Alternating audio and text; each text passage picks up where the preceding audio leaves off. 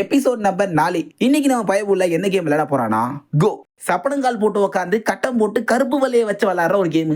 இந்த தடவை அந்த பொண்ணுக்கு அவ்வளவா இன்ட்ரெஸ்ட் இல்ல. இவனை கவனிச்சு என்ன பிரயோஜனம், நம்ம பாடத்தை கவனி பொண்ணு ஒழுங்கா பச்சிக்கிட்டு இருக்கா. ஆனா அவன் அந்த பட்டனை நொட்டுன்னு வைக்கிற சவுண்டு அவளுக்கு காண்டாவது. என்னதான் பண்றான்னு பார்த்தா ஒரு கரடியும் முயலையும் ஷேப் பண்ணி வச்சிருக்கான். ஏன்டா நீ ஒரு கேமையும் உருப்படியா விளையாட மாட்டியா? இதுல ஸ்கிரீன் பிளே வேற. அந்த முயல் மூஞ்சில பொக்குன்னு குத்துது கரடி. இந்த பக்கம் இவன் சும்மா சாப்பீஸ் எடுத்து வச்சாலே ஐயோ சாப்பீஸ் எடுக்கிறான் அப்படின்னு ஓவர் ரியாக்ஷன் கொடுக்குறவ. இந்த மாதிரி கதை கொடுத்தா சும்மா விடுவாளா? பர்ஃபார்மன்ஸ் அள்ளி தூவலாம். திடீர்னு முயல் பைப்புல கழுத்தை பிடிச்சி சோஸ்லாம் போட, அடுத்து கரடி கபால்னு குச்சி சூப்பர் எக்ஸ் போட, ஆட்டம் அப்படியே விறுவிறுப்பா போயிட்டு இருக்கு. அப்போ ஆசிரியர் டக்குன்னு எழுதிக்கோங்க போர்டு அளிக்க போறேன்னு சொல்றாரு. இவளுக்கு பதறுது, இன்னும் ஒண்ணு கூட எழுதலையேன்னு விறுவிறுன்னு எழுத நினைக்கிறா. ஆனா கண்ணெல்லாம் கரடி பக்கமே போயிட்டு இருக்கு. என்ன நினைச்சான்னு தெரியல, நோட்டை பார்த்தா சண்டையை வரைஞ்சு வச்சிருக்கா.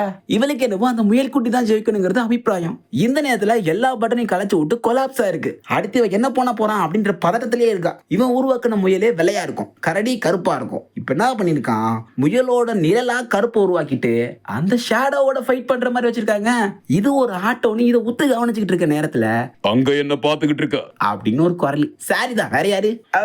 ஐயா என் பக்கத்துல இருந்த அந்த படுபாவி பையன்தாங்க ஐயா. என் கான்சென்ட்ரேஷன் ஃபுல்லா கெடுத்து என்ன அப்படி குட்டிச்சவ ஆக்கி விட்டுருக்கான். அதோ பாருங்க அவனாலதான் அப்படின்னு அவனை காட்ட அவன் பவ்யமா படிச்சுக்கிட்டு இருக்கான். நம்புற மாதிரி தெரியல. இதோ பாருங்க நான் எழுதிருக்கேன், அவன் இவ புக்கு காட்டுறான். உணர்ச்சி வசப்பட்டுட்டா. இவதான் ஒண்ணுமே எழுதலையே. அங்க 2 பேரும் சண்டை போடுறத வரைஞ்சு வச்சிருக்கா. Shame puppy shame.